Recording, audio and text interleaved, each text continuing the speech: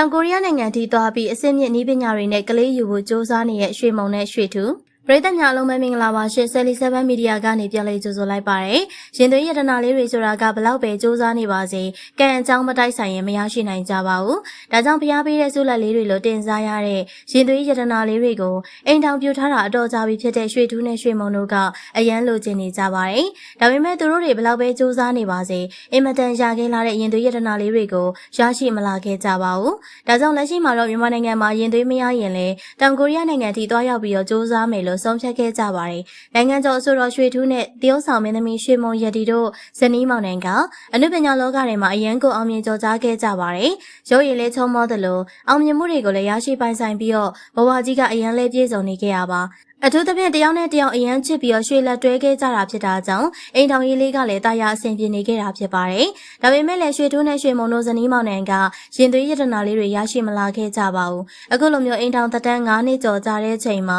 ရင်သွေးမရခဲ့တဲ့အတွက်အင်မတန်လဲဝမ်းနည်းခံစားနေရပါတယ်။သားသမီးရတနာအရန်လိုချင်လွန်းရင်သွေးရပြီဆိုပြီးတော့ဇလန်းတွေဆင်ပြီးစနောက်ပြောဆိုခဲ့တာတွေတောင်ရှိပါတယ်။ဒီလောက်ထိကလေးအရန်လိုချင်နေပေမဲ့တခြားသောအနုပညာရှင်စုံတွဲတွေတွဲပြီးတွဲကကလေးတွေတယောက်ပြီးတယောက်မွေးသွားတာတောင်မှသူတို့ဇနီးမောင်နှံမှာတော့ကလေးရမလာခဲ့ပါဘူး။ဒါကြောင့်မလို့ရွှေထူးနဲ့ရွှေမုံရတီတို့ဇနီးမောင်နှံအနေနဲ့အင်မတန်ကိုဝမ်းနည်းခံစားနေရပြီးတော့နောက်ဆုံးမှာတော့အဆင့်မြင့်နည်းပညာတွေနဲ့ကလေးယူဖို့အတွက်ကိုဆုံးဖြတ်ချက်ချခဲ့ပါတယ်။တောင်ကိုရီးယားနိုင်ငံဟာဆိုရင်တော့ဆေးပညာပိုင်းဆိုင်ရာမှာတော်တော်လေးလည်းနာမည်ကြီးပြီးတော့စွမ်းဆောင်မှုအားမြင့်မားတဲ့နိုင်ငံတစ်ခုပါ။အထူးသဖြင့်ဖန်ပြွန်တရေသားနီလန်းတွေနဲ့အတူတခြားသောဆေးပညာဆိုင်ရာတွေ plastic surgery တွေနဲ့ကမ္ဘာသိအောင်နာမည်ကျော်ကြားနေရဖြစ်ပါတယ်။ဒါကြောင့်မလို့ရွှေထူးနဲ့ရွှေမုံတို့ဇနီးမောင်နှံကလည်းတောင်ကိုရီးယားနိုင်ငံကဇလန်တွဲတွေထဲမှာတွေ့မြင်နေကြအတိုင်းအဆင့်မြင့်နည်းပညာတွေနဲ့ကလေးယူဖို့အတွက်နိုင်ငံခြားခရီးစဉ်ကိုစတင်ခဲ့ပါတယ်။သူတို့နှစ်ယောက်နဲ့အတူတူဘေးကနေဂရုစိုက်ပေးဖို့အတွက်နေတိုးနဲ့အင်မတန်ကိုတူနေတဲ့ရွှေမုံရဲ့ညီမလေးငွေမုံကလည်းပါဝင်လာခဲ့ပါတယ်